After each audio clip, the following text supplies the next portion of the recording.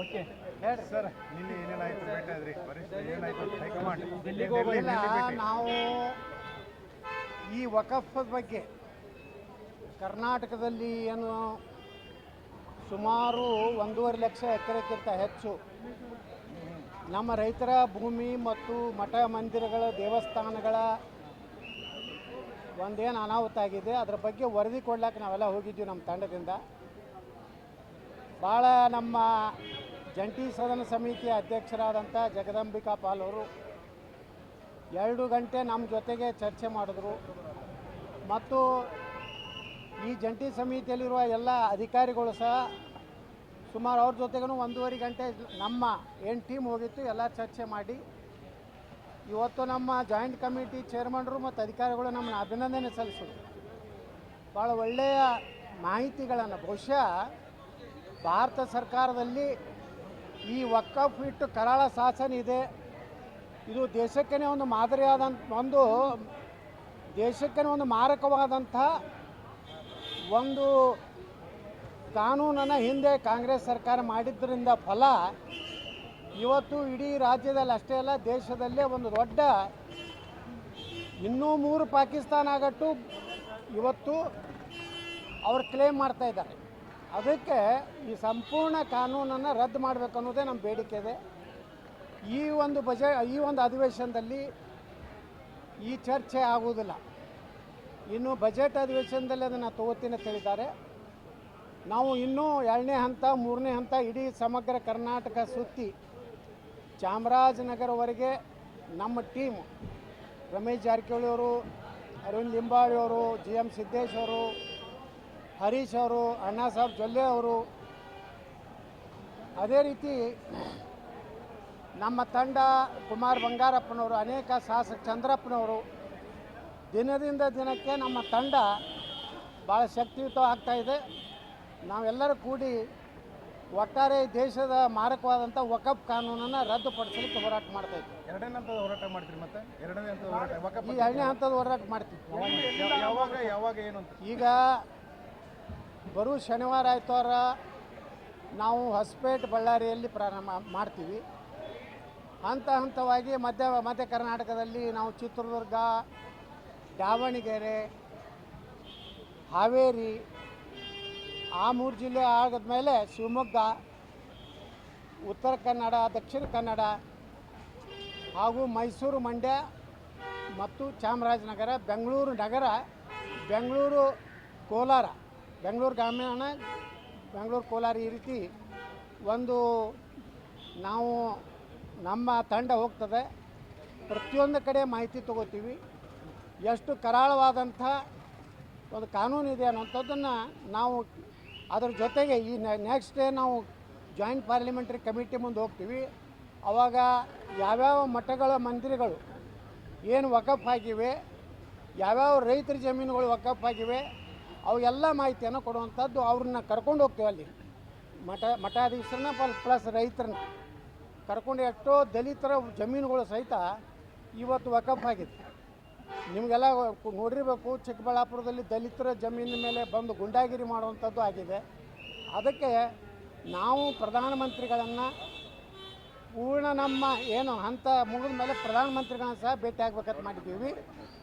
ಮುಂದೆ ನಾವು ದಾವಣಗೆರೆಯಲ್ಲಿ ಒಂದು ದೊಡ್ಡ ಸಮಾವೇಶವನ್ನು ಕರ್ನಾಟಕದ ಸಮಾವೇಶವನ್ನು ಮಾಡೋರು ಅಂತೇಳಿ ನಿರ್ಣಯ ಮಾಡಿದ್ದೀವಿ. ಅದನ್ನು ಮಾಡ್ತೀವಿ.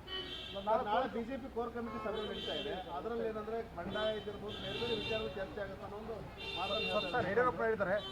ನಾಳೆಯ ಯತ್ನಾಳ್ ಅವರ ಇದು ಅಸಮಾಧಾನಕ್ಕೆ ಉತ್ತರ ಸಿಗ್ಬೋದು ಅಂತ ಹೇಳಿದ್ದಾರೆ. ನೋಡೋಣ ಯಾರ್ಯಾರು ಉತ್ತರ ಕೊಡ್ತಾರೆ ನೋಡೋಣ. ಎಲ್ಲ ಉತ್ತರಗಳಿಗೆ ಸದಾ ಸನ್ನದ್ಧರಾಗಿ ನಿಲ್ತೀವಿ. ನಾವು ಅಂಜೆಲ್ಲ, ಅಳಕೆಲ್ಲ, ಮುಖ ಸಪ್ಪು ಮಾಡಿಲ್ಲ. ದಿಲ್ಲಿದಿಂದ ಹಸನ್ಮುಖರಾಗಿ ಬರ್ತಾ ಇದ್ದೀವಿ. ಅದ್ರ ನೀವು ತಿಳ್ಕೋಬೇಕು. ನೀವು ಯಾರ್ಯಾರು ಸುಮ್ಮನೆ ಹೊಡ್ಕೊತ್ಕೊಂಡಿರ್ಬೇಡ್ರಿ. ಭಾಳ ಮುಖ ಬಾಡಿತ್ತು, ಭಾಳಷ್ಟು ತರಾಟೆಗೆ ತೊಗೊಂಡ್ರೆ ಅಂತ ಹೇಳಿ ಬಲ್ಲ ಮೂಲಗಳಂತ ಹೇಳಬೇಡ್ರಿ. ಯಾರೂ ತರಾಟೆಗೆ ತೊಗೊಂಡಿಲ್ಲ. ನಮಗೆ ಎಲ್ಲರೂ ಸಹಭಾಗಿಗಿರಿ ಕೊಟ್ಟಾರ ಮತ್ತು ಅವ್ರು ಕೊಟ್ಟಂಥ ಶೋಕಾಸ್ ನೋಟಿಸ್ಗೆ ಉತ್ತರ ಕೊಟ್ಟು ಸರ್ ಈಗ ಸಂಧಾನ ಯಶಸ್ವಿ ಆಗುತ್ತೆ ನಾಳೆ ಕೋರ್ ಕಮಿಟಿಯಲ್ಲಿ. ಯಾರು ಸಂಧಾನ ಯಾರು ನೋಡ ಮಾಡೋದ್ರಿ ನಿಮ್ಮ ಜೊತೆ ಸರ್, ಯಾಕಂದ್ರೆ ಯಾರು ಮಾಡೋರು ಬಿಜೆಪಿ ಕೋರ್ ಕಮಿಟಿ ಅವ್ರ್ಯಾಕೆ ಸಂಧಾನ ಮಾಡ್ತಾರೆ ರೀ? ಅವ್ರು ಭಾಳ ಹೈ ಪವರ್ ಕಮಿಟಿ ಇದು, ಕರ್ನಾಟಕದ ಹೈ ಪವರ್ ಕಮಿಟಿ ನಾಳೆ ಕೂಡ್ಲಾಕತ್ತಾರ, ಕೂಡಲಿ.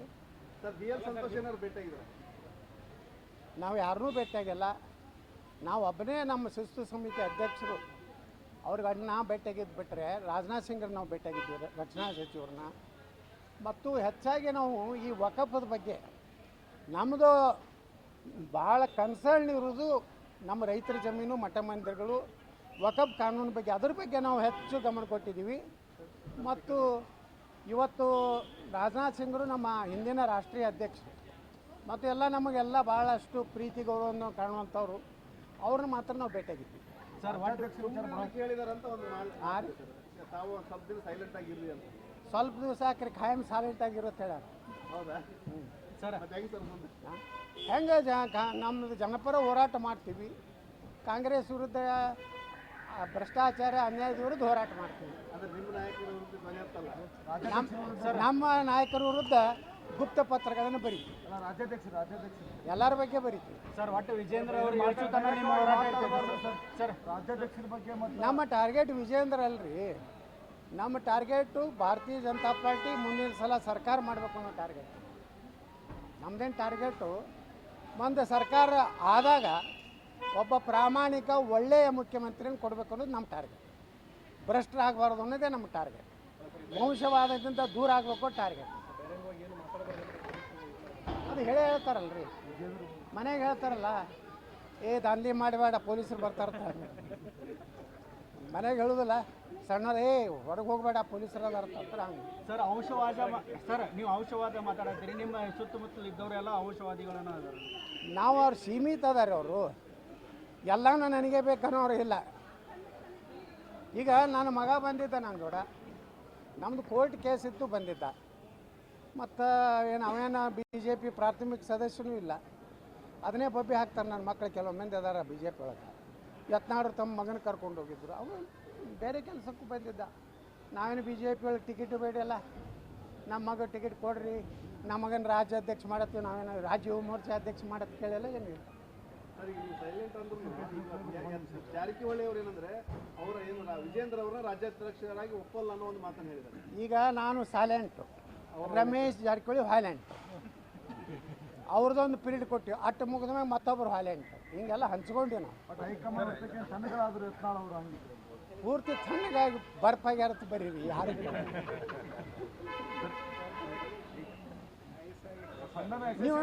ನೀವು ನಾನು ನಾ ಎಷ್ಟು ಹುರುಪನಾಗದೀನಿ ಅದು ನೋಡ್ಯಾರೆ ಬರೀರಿ ನೀವು.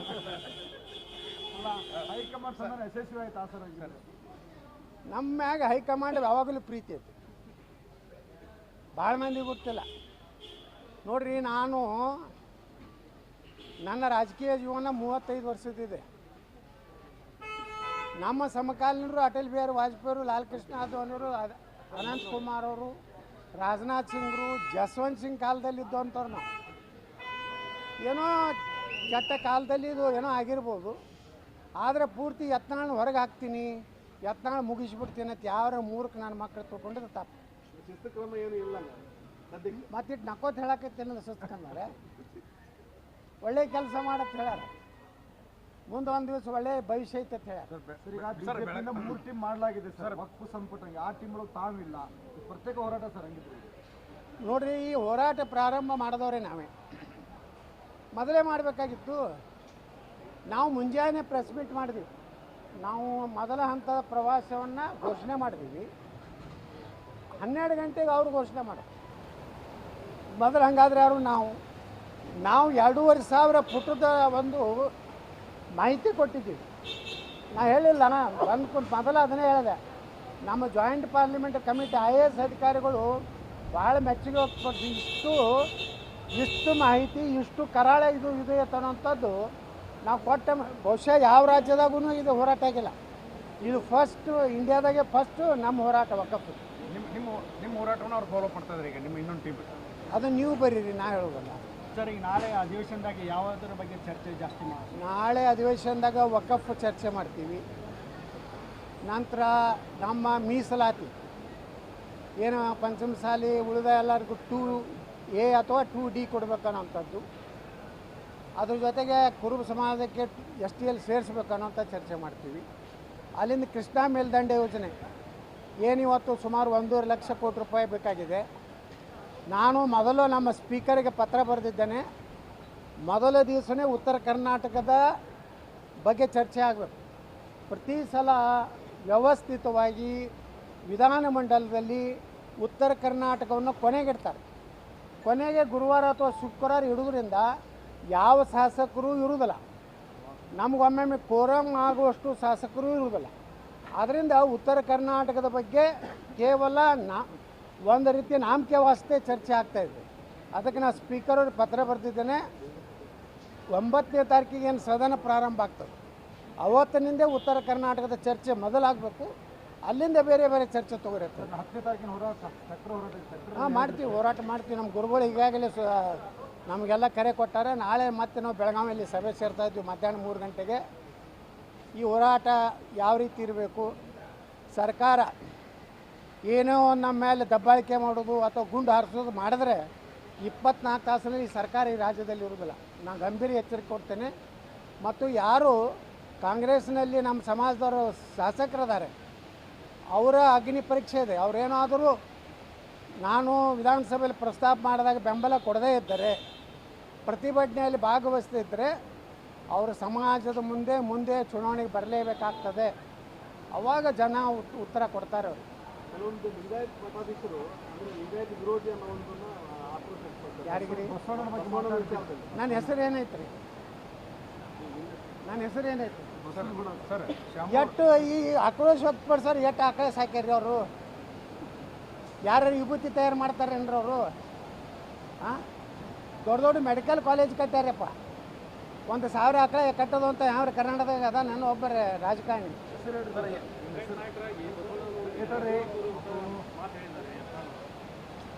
ಅವ್ರಿಗೇನು ಗುರ್ತೈತಿ? ಬಿಜಾಪುರ ಬಾಗಲಕೋಟೆ ಜನರಿಗೆ ಏನು ಹೇಳ್ಯಾರ ಇವ್ರು? ಏನು ಹೇಳ್ಯಾರ? ನಮ್ಮ ಸರ್ವಜ್ಞ ಏನು ಹೇಳ್ಯಾರ ಹೇಳ್ರಿ? ಅದನ್ನು ಸರ್ವಜ್ಞ ಹೇಳ್ತಾರೆ ಒಂದು ಕಡೆ. ಸರ್ವಜ್ಞನವರು ಒಪ್ತಾರಿಲ್ಲ ಅವರು. ಹಾಂ,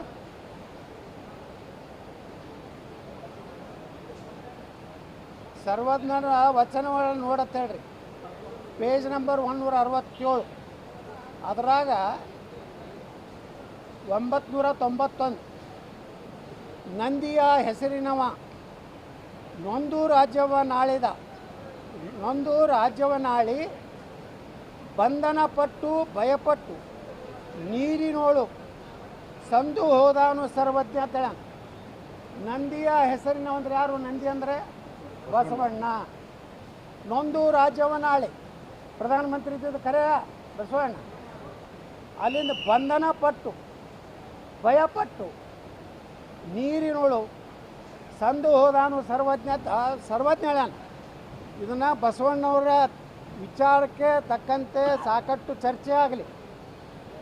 ಇದು ನಾನು ಬರೀ ಕ್ಷಮೆ ಬಿಡೋದ್ರಿಂದ ಏನೂ ಆಗೋದಿಲ್ಲ. ಯಾರೇ ನಾಲಿಗೆ ಕತ್ತರಿಸ್ತೀನಿ, ಬಾಯಿಗೆ ಬಿಟ್ಟು ಹಾಕ್ತೀನಿ ಅಂದ್ರೆ ಅವ್ರಿಗೇನಾರೇ ಮಾನ ಮರ್ಯಾದೆ ಬಸವಣ್ಣನ ಏನಾದರೂ ಅನ್ಯಾಯಗಳಿದ್ದರೆ ಅವ್ರು ಯಾರೂ ಬಸವಣ್ಣನ ಅನ್ಯಾಯಗಳೇ ಅಲ್ಲ. ಬಸವಣ್ಣ ಅಯ್ಯ ಎಂದರೆ ಸ್ವರ್ಗ, ಎಲ್ವೋ ಅಂದರೆ ನರಕ ಅಂತ ಹೇಳಿದಂಥ ಬಸವಣ್ಣನ ವಚನ ಹೇಳೋರು ನಾಲಿಗೆ ಕತ್ತರಿಸ್ತೀನಿ, ಬಾಯಿ ಬಂದ್ ಮಾಡ್ತೀನಿ, ಹೊರಗಡೆ ಬರಲಿ, ಅವ ಇಲೆಕ್ಷನ್ದಾಗ ಸೋಲಿಸ್ತೀನಿ ಅನ್ನೋರೆಲ್ಲ ಡೂಪ್ಲಿಕೇಟ್ ಸ್ವಾಮಿಗಳು, ಡೂಪ್ಲಿಕೇಟ್ ಬಸವಣ್ಣನ ಅಭಿಮಾನಿಗಳು. ರಾಮೂರವ್ರು ಭಾಳ ಚೆನ್ನಾಗಿ ಮಾತಾಡ್ತಾರೆ. ಹಾಂ, ಶಿವಶಂಕರಪ್ಪ ಸರ್ ಮಾತಾಡ್ತಾರೋ ಏನು ಕೆಲಸ ಐತಿ? ಒಂದರೆ ಬಸವಭವನ ತೇಲಿಯರು ಕಟ್ಟಾರೇನ್ರು? ದಾವಣಗೆರೆ ಬಸವಭವನ ಕಟ್ಟಾರೆ. ಬಸವೇಶ್ವರ ಹೆಸರು ಎಲ್ಲ ರಿಟೈರ್ಡ್ ಮೆಡಿಕಲ್ ಕಾಲೇಜಿಗೆ ಇಡಬೇಕಾಗಿತ್ತು. ಬಸವೇಶ್ವರ ಹತ್ತು ಎಲ್ಲ ತಮ್ಮ ಹೆಸರು ಇಟ್ಟುಕೊಂಡು ಎಲ್ಲ ರಿಟೈರ್ಡ್ ಮೆಡಿಕಲ್ ಕಾಲೇಜಿಗೆ ಇಡಬೇಕಾಗಿತ್ತು. ಬಸವೇಶ್ವರ ಹತ್ತು ಎಲ್ಲ ತಮ್ಮ ಹೆಸರು ಇಟ್ಟುಕೊಂಡಾರ. ಅವರಿಂದೇನು ಬಸವಣ್ಣ ಬಗ್ಗೆ ಹೇಳೋ ನೈತಿಕತೆ ಇದೆ? ಕ್ಯಾಬಿನೆಟಲ್ಲಿ ಪಾಸ್ ಆಗಿದೆ ಸರ್. ಏನು ಮಾಡೋರ್ತಾರೆ ಅದ್ರೊಳಗೆ? ಆ ಸಿದ್ದರಾಮಯ್ಯ ಅಂದರೆ ಹೆಚ್ಚು ಕಡಿಮೆ ಪಾಕಿಸ್ತಾನ ಮಾಡ್ಬೇಕತ್ತಾರೆ ಕರ್ನಾಟಕ. ಸಾಬರ್ದಂದ್ರೆ ಭಾಳ ಪ್ರೀತಿ ಸಿದ್ದರಾಮಯ್ಯ. ನಮ್ಮ ಹಿಂದೂಗಳ ಪೇಟ ಅಂದ್ರೆ ಭಾಳ ಅವರಿಗೆ ಬ್ಯಾನ್ ಆಗ್ತದೆ. ಕುಂಕುಮ ಹಚ್ಚೋದು ಬ್ಯಾನ್ ಆಗ್ತದೆ. ಅವ್ರಿಗೆ ಮುಸ್ಲಿಮರಿಗೆ ಕಾಂಟ್ರಾಕ್ಟರ್ದಾಗ ರಿಸರ್ವೇಷನ್ ಅಂತೆ, ಶಿಕ್ಷಣದಾಗ ರಿಸರ್ವೇಷನ್ ಅಂತೆ. ಅವ್ರು ಏನು ಮಾಡ್ತಾರೆ ಮಾಡಲಿ 3 ವರ್ಷ. ನಮ್ಮ ಸರ್ಕಾರ ಬರ್ತೈತಿ, ಇವ್ರು ಎಲ್ಲ ಮಾಡಿದ್ದೇನೆ ಎಲ್ಲ ಮತ್ತೆ ಕಿತ್ತು ಹಾಕ್ತಾರೆ. ನಮ್ಮ ಸರ್ಕಾರ ಬರೋದು ಗ್ಯಾರಂಟಿ, ಅವಾಗೆಲ್ಲ ತೆಗೆದು ಹಾಕ್ತಾರೆ. 3 ವರ್ಷ ಆದ್ಮೇಲೆ ಬರ್ತದೆ, ಈಗ ಬರ್ತದೆ ಸರ್ಕಾರ. ಅದು ನೋಡೋಣಲ್ರಿ 3 ವರ್ಷ ಡಿ ಕೆ ಶಿವಕುಮಾರ್ ಏನು ಮಾಡ್ತಾರೆ ನೋಡೋಣ. ಯಾಕಂದ್ರೆ ನಿನ್ನೆ ಬರೀ ಸಿದ್ದರಾಮಯ್ಯ ಫೋಟೋನೇ ಇದ್ದು, ಡಿ ಕೆ ಶಿವಕುಮಾರ್ ಫೋಟೋನೇ ಇರಲಿಲ್ಲ ಅಲ್ಲಿಯೂ. ಅದರ ಅರ್ಥ ಸಿದ್ದರಾಮಯ್ಯನವರ ನಿನ್ನೆ ಒಂದು ಅವರ ಏನೋ ಒಂದು ಯಾವ ಸ್ವಾಭಿಮಾನಿ ಅಲ್ರಿ ಯಾವುದದು ಆ ದುರಾಭಿಮಾನಿ ಸಮಾವೇಶ ಅಲ್ರಿ ಅದು. ಅದನ್ನು ನೋಡಿಬಿಟ್ರೆ ಅದು ಸಿದ್ದರಾಮಯ್ಯನ ಶಕ್ತಿ ಪ್ರದರ್ಶನ ಐತಿ. ಅದೇ ಭಾಷಣದಲ್ಲಿ ಅವ್ರು ಬಂಡೆಯಾಗಿ ದನಿ ನಿಂತೀನಿ ಅಂತ ಹೇಳಿದಾರೆ ಸರ್ ಡಿ ಕೆ ಶಿವಕುಮಾರ್. ಆ ಕನಕಪುರ ಬಂಡೆ ಏನೈತಲ್ಲ, ನೀವು ಹಿಂಗೆ ಹೊಡೆದ್ರೆ ವರ್ಟಿಕಲ್ ಹೊಡೆದ್ರೆ ಹಿಂಗೆ ಹೊಡಿತೈತಿ, ಹಿಂಗೆ ಹೊಡೆದ್ರೆ ಹಿಂಗೆ ಹೊಡಿತೈತಿ. ನಮ್ಮ ಉತ್ತರ ಕರ್ನಾಟಕ ಕರಿಕಲ್ ಐತಿ, ನೀವು ಯಾಕಡೆ ಹೊಡೆದ್ರು ಯಾಕಡೆ ಹೊಡಿದಿಲ್ಲ. ಇದು ನಮ್ಮದು ಕರಿಕಲ್ಲ, ಅದು ಬಂಡೆ ಏನು ಹೇಳ್ತದೆ ಸುಡ್ಗಾಡ ಬಂಡೆ. ಅದು ಅದು ನೋಡ್ರಿ ನೀವು ಈ ಬೆಂಗಳೂರು ಫುಟ್ಪಾತ್ ಮ್ಯಾಗೆಲ್ಲ ಈ ಕನಕಪುರ ಕಲ್ಯಾಣ ಹಾಕಿರ್ತಾರೆ. ಅದು ಹಿಂಗೆ ಹಿಂಗೆ ಹೊಡೆದ್ರೆ ಹಿಂಗೆ ಹೊಡೆದ್ರೆ, ನಮ್ಮ ಕಲ್ಲು ಹಂಗೆ ಹೊಡಿದಿಲ್ಲ.